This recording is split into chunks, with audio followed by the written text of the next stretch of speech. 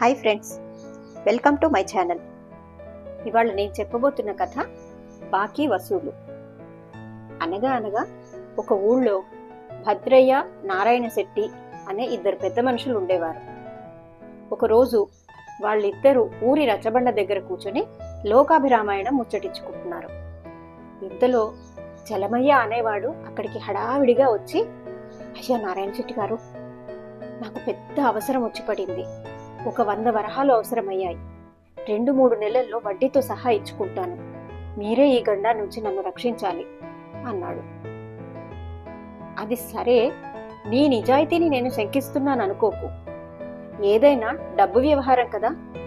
నీ నిజాయితీ గురించి మరో పెద్ద మనిషి 2 ముక్కలు చెప్తే నాకు కాస్త ధైర్యంగా ఉంటుంది అని భద్రయ్య కేసి చూశాడు నారాయణ శెట్టి.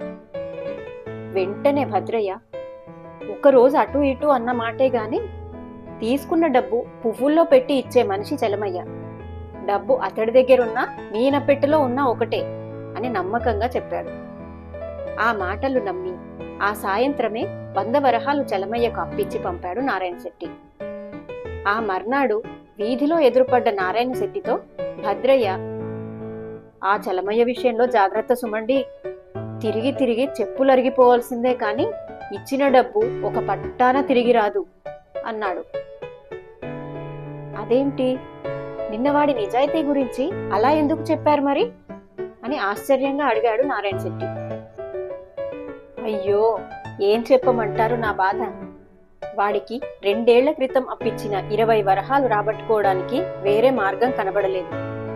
నిన్న సాయంత్రం మీరిచ్చిన డబ్బుతో వాడు వీధిలోకి రాగానే నిలవేసి నా 20 వరహాలు వడ్డీతో సహా వసూలు చేసుకున్నాను అంటూ ముందుకు సాగిపోయాడు భద్రయ్య.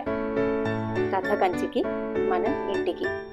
మరిన్ని మంచి కథల కోసం నా ఛానల్ సబ్స్క్రైబ్ చేసుకోండి. Thank you.